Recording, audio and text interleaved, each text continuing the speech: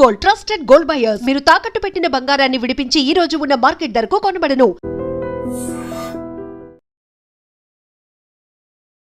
నమస్తే, welcome to I dream weekend update with Kavitha.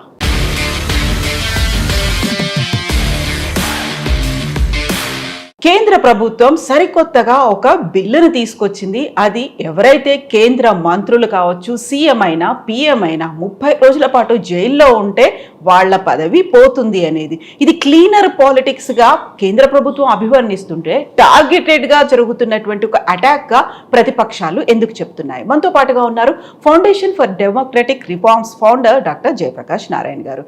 Sir నమస్తే. Sir నమస్తే కవిత.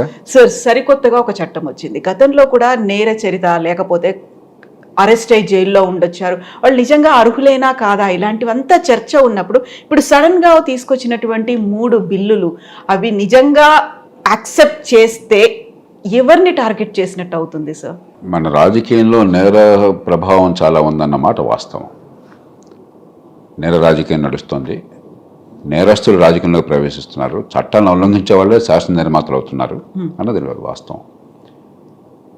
26 ఏళ్ల క్రితం 1999లో లోక్సత్తా ఉద్యమం, ఆనాడు ఒక నిపుణులతో కమిటీ ఏర్పాటు చేసి ఒక ప్రధాన న్యాయమూర్తిని అధ్యక్షుడిగా పెట్టి జస్టిస్ లక్ష్మణరావు గారు, మరి కెఆర్ వేణుగోపాల్ గారు, ఇతర పెద్దలందరూ కూడా, అనుభవం పెద్దలందరూ కూడా, వివిధ రంగాల్లో నిపుణులు, నిజాయితీకి పేరున్న వాళ్ళు, న్యాయ కోవిదులను కూర్చోబెట్టి పత్రికలు ప్రజల సహకారంతో పోస్ట్ బాక్స్ నెంబర్ 100 అని పెట్టి 100 అని పెట్టి సమాచారాన్ని ప్రజల నుంచి పత్రికల నుంచి సేకరించి దాన్ని వెరిఫై చేసి మొట్టమొదటిసారిగా ఎన్నికల్లో పోటీ చేస్తున్న వాళ్ళ నేర చరిత్రను బయటపెట్టాం. దేశ చరిత్రలో మొట్టమొదటిసారి జరిగింది.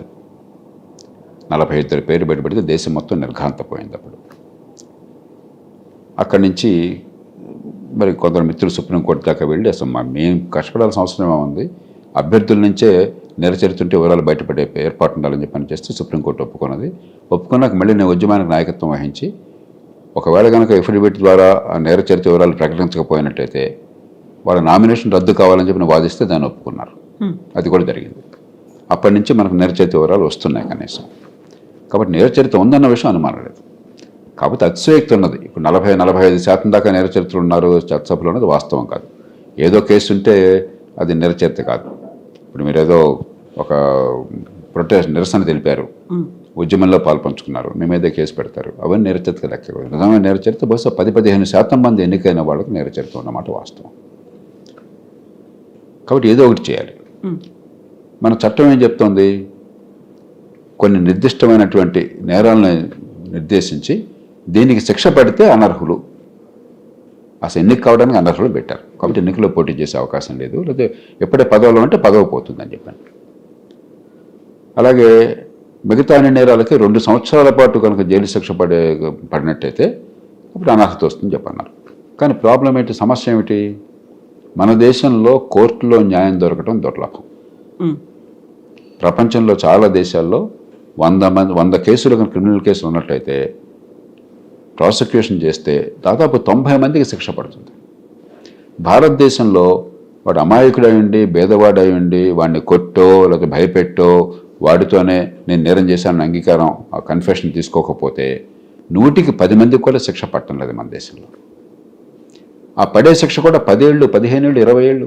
రాజీవ్ గాంధీ లాంటి మహానాయకుడు, ఒక మాజీ ప్రధానమంత్రి, దేశంలో ఒక అతిపెద్ద పార్టీ, ఆనాడు ఆ పెద్ద పార్టీకి అగ్రనాయకుడు, ఆయన్ని టెర్రరిస్టులు దారుణంగా చంపేస్తే నిన్ననే మనం ఆయన వర్ధంతి జరుపుకున్నాం.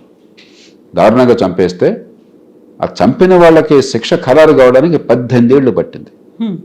1991లో ఆయన చంపేస్తే 2009 దాకా ఆ శిక్షలు ఖరారు కాలేదు. ఇక మామూలు కేసుల్లో న్యాయం దొరికే అవకాశం ఉంది దేశంలో. కాబట్టి అది పనిచేయడం లేదు. ఉన్న కొద్దికి ఏమైంది, బరి తెగించిపోవటం ఎక్కువైంది. లాలూ యాదవ్ గారి మీద కేసులు ఉంటే ఆ ఫాడర్ స్కామ్లో కోర్టులో నేరారోపణ జరగగానే ఆయన రాజీనామా చేశాడు. సరే భార్యను పెట్టాడు, కానీ రాజ్యాంగబద్ధంగా అది రాజకీయంగా మంచిదా కాదా, లేదా నైతికంగా మంచిదా కాదా పక్కన పెడతాం. రాజ్యాంగబద్ధంగా కాదనలేం. శాసనసభ్యులు ఎన్నుకుంటే ముఖ్యమంత్రి ఎవరైనా కావచ్చు, కానీ ఆయన పదవి నుంచి తప్పుకున్నాడు. ఇవాళ ఏమైంది, ముఖ్యమంత్రి పదవిలో మంత్రి పదవిలో ఉండి కూడా అరెస్ట్ అయితే నేను జైల్లో ఉండి కూడా పదవిలో ఉంటాను, పరిపాలన కొనసాగిస్తూ నా బొడ్డు అని రొమ్మి విరుచు తిరుగుతున్నారు. కాబట్టి ఇది ఒక చిన్న ప్రయత్నం. కనీసం జైల్లో ఉంటే మంత్రిగా ఉండటం ఏమిటి బాగోలేదని చెప్పి అనేది చాలా చిన్న విషయం. దీనివల్ల పెద్ద అద్భుతాలు ఏం జరగవు. కాబట్టి ఆ సంకల్పాన్ని మనం ఆహ్వానించాలి. అయితే 2 చిక్కులు ఉన్నాయి. ఒకటి, నిజంగా పరపతి పలుకుబడి ఉన్న వాళ్ళకి జైల్లో వెళ్ళే అవకాశం చాలా తక్కువ. అసలు కోర్టులు చాలా సందర్భాలు మీకు డబ్బును మంచి లాయర్ ఉన్నట్టయితే యాంటిసిపేటరీ బెయిల్ ఇచ్చేస్తున్నాయి. ప్రభుత్వంలో పనిచేసే అధికారులకి ఉద్యోగులకి 48 గంటల పాటు అరెస్ట్ అయితే వెంటనే సస్పెండ్ అయినట్లు లెక్క. సస్పెండ్ చేస్తారు, డిస్మిస్ అయిపోతారు ఇమ్మీడియట్గా వాళ్ళు. కాబట్టి ఈ 30 రోజులు అని చెప్పనేది అది ఊరికే చూడడానికి బాగుంది కానీ పెద్ద ఫలితం వచ్చేది కనిపించట్లేదు. దీనికి బదులు నిజంగా చిత్తశుద్ధి ఉన్నట్టయితే, నేరారోపణ జరిగినట్టయితే ప్రజాప్రాతినిధ్య చట్టంలో, రిప్రజెంటేషన్ ఆఫ్ పీపుల్ యాక్ట్లో అనర్హతకి వేటుబడేటువంటి చట్టాలు కొన్ని చెప్పారు కదా, ఈ చట్టం కింద శిక్ష పడినట్టయితే అని చెప్పని పెట్టారు కదా. అలాంటి కేసులన్నింటిలో కూడా నేరారోపణ జరిగితే ఎమ్మెల్యే ఎంపీగా పదవి పోదు. ఎందుకంటే అది మనం చట్టంలో పెట్టుకోవాలి. నేరారోపణ జరిగితే శిక్ష పడితేనే అని చెప్పాను. నేరారోపణ జరిగితే కనీసం ఎగ్జిక్యూటివ్ పదవులు, ఈ మంత్రి పదవులు ఉండవని చెప్పనేది పెట్టామనుకోండి, అప్పుడు చాలా సులభం అవుతుంది. ఇప్పుడు ఇది జరిగే పని కాదు. దానిలో కొందరు ఇంకో వాదనలు ఏమనెత్తారు. అర్ణవ్ కుమార్ కేసు, ఇతర కేసుల్లో సుప్రీంకోర్టు ఏం చెప్పింది, 7 ఏళ్ల శిక్ష పడే అవకాశం ఉంటే అలాంటి నేరాలకు మాత్రం అరెస్ట్ చేయండి, లేకపోతే అరెస్ట్ చేయొద్దు అని అన్నారు. ఈ గందరగోళాల మధ్య ఇది జరగదు. ఏదో అద్భుతం చేసినట్టు కనిపిస్తుంది కానీ ఫలితం రాదు.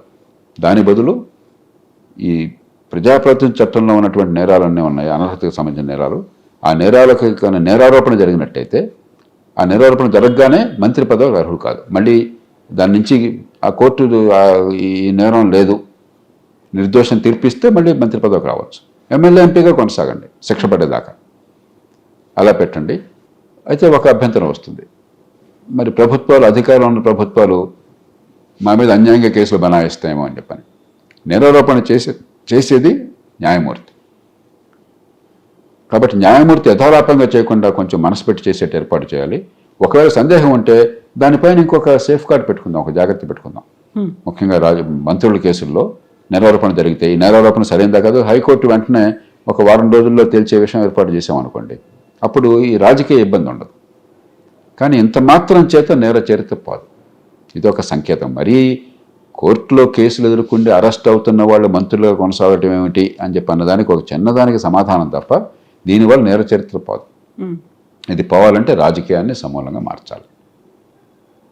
అది మార్చకుండా దీనివల్ల అద్భుతం చేశామని అనుకుంటే ఆ మాట చెప్తున్న వాళ్ళు వాస్తవం కాదు. దీనివల్ల ఏదో చాలా ఉపద్రవం జరుగుతుందని చెప్పంటే ఆ మాట చెప్తున్న వాళ్ళు వాస్తవం కాదు. ఇద్దరు రాజకీయంగా ఒకరి మీద ఒకరు అరుచుకుంటున్నారు అంతే.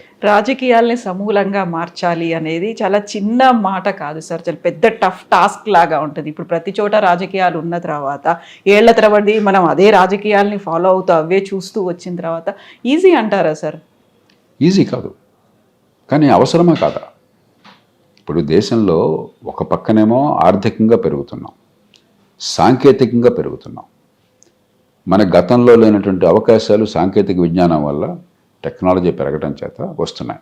ఒకడు ఫోన్లు ఉండేవి కాదు, కరెంట్ ఉండేది కాదు, కార్లు ఉండేవి కాదు, మోటార్ సైకిల్ ఉండేవి కాదు, స్కూటర్లు ఉండేవి కాదు.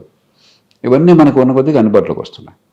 కాబట్టి టెక్నాలజీ, ఆర్థిక ప్రగతి ఓ పక్క వెళుతుంది దేశాన్ని, రాజకీయం మరో పక్కకు లాగుతుంది. నేను ఆశావాదిని. ఈ దేశంలో ఎప్పుడు కూడా మంచి ఏం జరుగుతుందో చూసి దాని గురించి అబ్బురపడేవాడిని, ప్రజలకు కూడా నిరుత్సాహపడదని చెప్పేవాడిని. కాబట్టి ఆర్థిక ప్రగతి, సాంకేతిక విజ్ఞానం, మన అవసరాలు తీరటము, మనకు సేవలు అందటం విషయంలో చాలా విషయాల్లో మెరుగుపడుతున్నాం. కానీ రాజకీయం, పరిపాలనలో చాలా విషయాలు నాశనం అవుతున్నాం. ఆనాడు నేను లోక్సత్తా ఉద్యమాన్ని ప్రారంభించినప్పుడు ₹1 కోటి ఖర్చు అవుతుంది ఆంధ్రప్రదేశ్లో ఎలక్షన్కి ఒక్కొక్క ఎమ్మెల్యేకి అని చెప్పంటే, దేశంలో చాలామంది ఈయన కొంచెం ఎక్కువ చెప్తున్నాడు అనుకునేవాళ్ళు. ఆ ₹1 ఇతర రాష్ట్రాల్లో ఊహించడం కూడా సాధ్యం కాదు అప్పటికే. ఇవాళ నేను 10 కోట్లు అవుతుందంటే మీరు నవ్వుతారు, ఏం మాట్లాడుతున్నారని మీకేం తెలియదు. పాతకాల వాళ్ళు మీరు అంతాను అవును. ఖర్చు కావచ్చు, పదవి నా సొంత హక్కు, నా జన్మ హక్కు, కాబట్టి నా పదవినట్టు తీసేస్తామని చెప్పినటువంటి ధోరణి కావచ్చు. ప్రజాస్వామ్య దేశంలో పదవులు పొందడం అనేది ఎవరికి హక్కు కాదు, అది ప్రాథమిక హక్కు కానే కాదు. చాలామంది కోర్టులు కూడా గందరగోళం గురవుతున్నాయి. మంత్రి పదవి ఉండటం వాడి హక్కు అనుకుంటున్నారు, కాదు. మంత్రి పదవి ప్రజల కోసం, ప్రజల సంక్షేమం కోసం, అంతేగాని మంత్రి పదవి ఎవరికి హక్కు కాదు, ఎమ్మెల్యే పదవి ఎవరికి హక్కు కాదు. దానికి కొన్ని పద్ధతులు ఉన్నాయి. ఆ పద్ధతుల్లో పొరపాట్లు జరగకుండా, ప్రజా సంక్షేమం దెబ్బతినకుండా చేసే బాధ్యత చట్టానికి, రాజ్యాంగానికి ఉన్నది. కానీ మనం అది కోర్టు కూడా ఒక కేసులో ఉదాహరణకి మరి పన్నయ్యో ఏదో ఉన్నాడు, పేరు అసలు మర్చిపోయినా, తమిళనాడులో ఒక మంత్రికి శిక్ష పడింది అవినీతి కేసులో. శిక్ష పడిన దేశంలో శిక్ష పడింది. పడితే సభ్యత్వం రద్దయింది, మంత్రి పదవి పోయింది. సుప్రీంకోర్టు దాని మీద శిక్ష మీద స్టే ఇచ్చి, ఆ తీర్పు మీద స్టే ఇచ్చి గవర్నర్కి హుకుం జారీ చేసి మళ్ళీ మంత్రి పదవి వాడికి ఇస్తావా లేదా, వాడిని ప్రమాణ స్వీకారం చేయిస్తావా అని చెప్పి కన్నెర చేసింది. ఏం చేస్తున్నాం మనం అంటే, వాడికి మంత్రి పదవి పొందడం ముఖ్యమా దేశంలో, లేకపోతే ప్రజల్ని ఇలాంటి పరిస్థితుల నుంచి కాపాడడం ముఖ్యమా? ప్రజాస్వామ్యం ఎందుకోసం ఉన్నది, అది మర్చిపోయినాం మనం. ఈ నేపథ్యంలో 3 మార్పులు కావాలి. ఒకటి, రాజకీయ పార్టీలు ఇవాళ సొంత ఆస్తులైనా, అలా కాకుండా పార్టీలు ప్రజల ఆస్తులు ఉన్నట్టుగా పార్టీలను ప్రజాస్వామ్యీకరించాలి. 2, ఎలక్షన్లో ఈ డబ్బుల వల్ల, ఎలక్షన్లో మరి కొన్ని లక్షణాలు ఉన్న వాళ్ళే గెలిచే అవకాశం ఉండటం వల్ల కదా ఈ గొడవంతా వచ్చింది. వీళ్ళు రాజకీయంలోకి రావటం, పార్టీ నాయకులు దుర్మార్గులు కాదు, దేశాన్ని నాశనం చేయాలనుకోవాలి. వాడి గెలుపు గుర్రాలు కావాలి.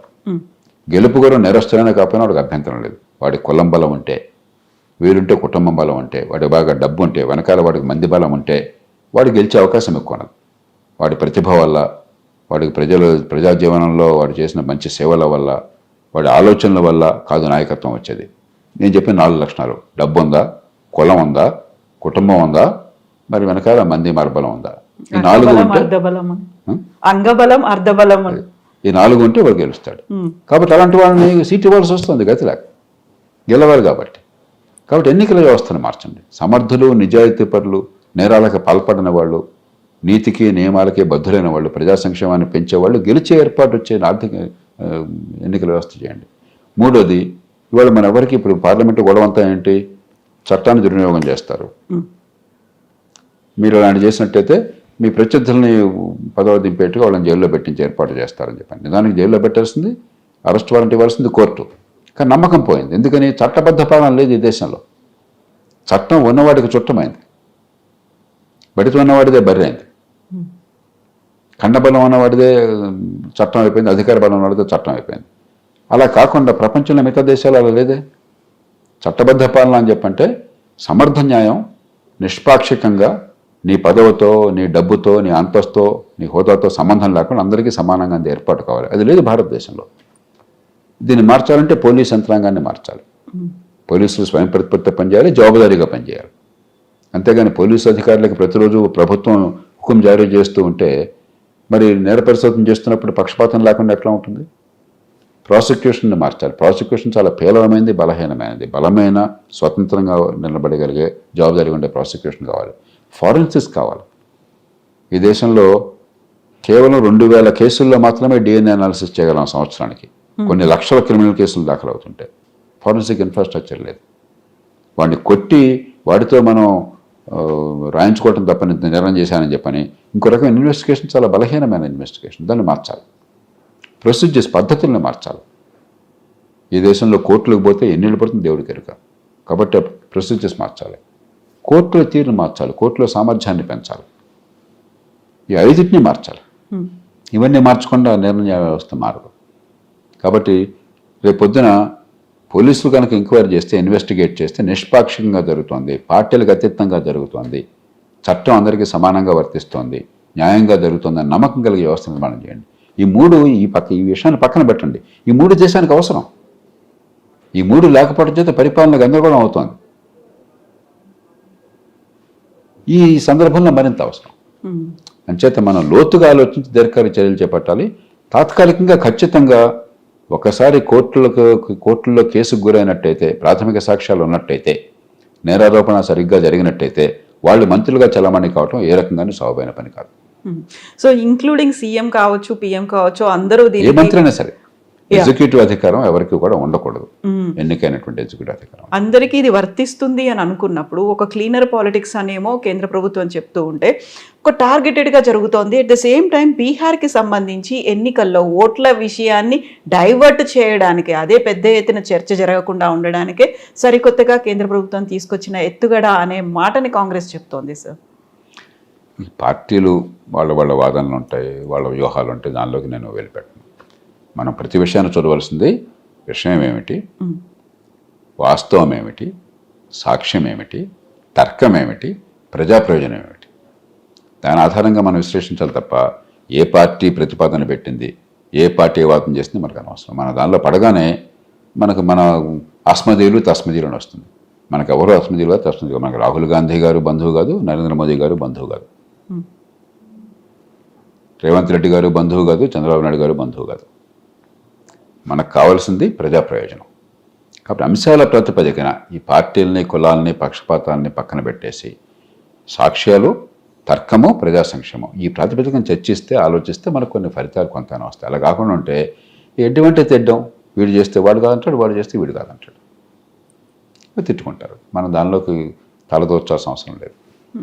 అది కూడా ఇప్పటికిప్పుడు కాదు, ఇంకాస్త సమయం పడుతుంది. ఇప్పుడంతా చర్చ జరుగుతుంది, శీతాకాల సమావేశాలు మేబీ నవంబర్ కల్లా దీనికి సంబంధించి జాయింట్ సెలెక్ట్ కమిటీకి, పార్లమెంటరీ కమిటీకి వేశాక దానిలో హీరింగ్స్ అవి ఉంటాయి, అక్కడ సాక్ష్యాలు ఉంటారు, వాళ్ళు ప్రతిపాదన చేస్తారు, కొంతకాలం పడుతుంది. సో మీరు చెప్పినట్టుగా ఒక క్లీనర్ పాలిటిక్స్ లేకపోతే కంప్లీట్గా సమూలమైనటువంటి ప్రక్షాళనలు రావాలి అనుకుంటే పార్టీల పరంగా చర్యలు తీసుకోవాలా, లేకుంటే ప్రజలుగా మన బాధ్యత ఏముందంటారు సార్? పార్టీలు చర్యలు తీసుకునే స్థాయి దాటిపోయింది లేదప్పుడు అక్కడ. ఎందుకంటే పార్టీలకు కావాల్సిన గెలుపు గుర్రాలు, ఆ గెలుపు గుర్రం ఏ లక్షణాలతో వస్తే ఆ లక్షణాలను పార్టీలు స్వీకరించాలి. ఒకవేళ కాదని పార్టీలు అన్నా కూడా రాజకీయంగా నష్టపోతున్నారు. ఉదాహరణకి బ్రజ్భూషణ్ కేసు ఉన్నది, ఆ రెజ్లింగ్ ఫెడరేషను. సరే, ఆరోపణలు వాస్తవమా కాదా నేను దానిలో పెట్టలేదు, తీవ్రమైన ఆరోపణలు వచ్చినాయి. మరి ప్రజల ఒత్తిడికి తలోకి భారతీయ జనతా పార్టీ ఆయనకి సీట్ ఇవ్వకూడదని నిర్ణయం చేసుకున్నది, తప్పించింది. ఎవరికి ఇచ్చారు? ఆయన కొడుక్కి ఇచ్చారు. ఉత్తరప్రదేశ్లో బీజేపీ చాలా సీట్లలో చాలా ప్రతికూల పరిస్థితి ఎదుర్కొన్నా కూడా అక్కడ ఘంటాపథంగా గెలిచాడు. 4 సీట్లలో, 4 వేరువేరు సీట్లలో ఒక ఎంపీగా బహుశా ఒక మనిషి ఎన్నిక కావటం భారతదేశం చరిత్రలో అరుదు. ఈయన ఒక్కడే ఉండొచ్చు, బ్రజ్భూషణే. అంత బలం వివిధ కారణాలుగా ఉంది, కులం వల్ల కావచ్చు, డబ్బు వల్ల కావచ్చు, అర్ధబలం, అంగబలం అవన్నీ ఉన్నాయి. అవి ఉన్నప్పుడు మీరు ఏదో కొన్ని అరుదైన సందర్భాల్లో అభ్యర్థిని తప్పించినా మళ్ళీ ఆ కుటుంబాన్ని తీసుకొస్తున్నారు మీరు.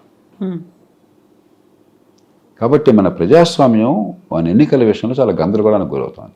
ఈ నేపథ్యంలో పార్టీలు వారంతటా వారు ఎన్నికల్లో సీటు పోయినా కూడా పర్వాలేదు, వీడిని తప్పిద్దామనే పరిస్థితి ఇవాళ భారతదేశంలో ఉంటే చాలా సంతోషం. మనకు అది లేదు.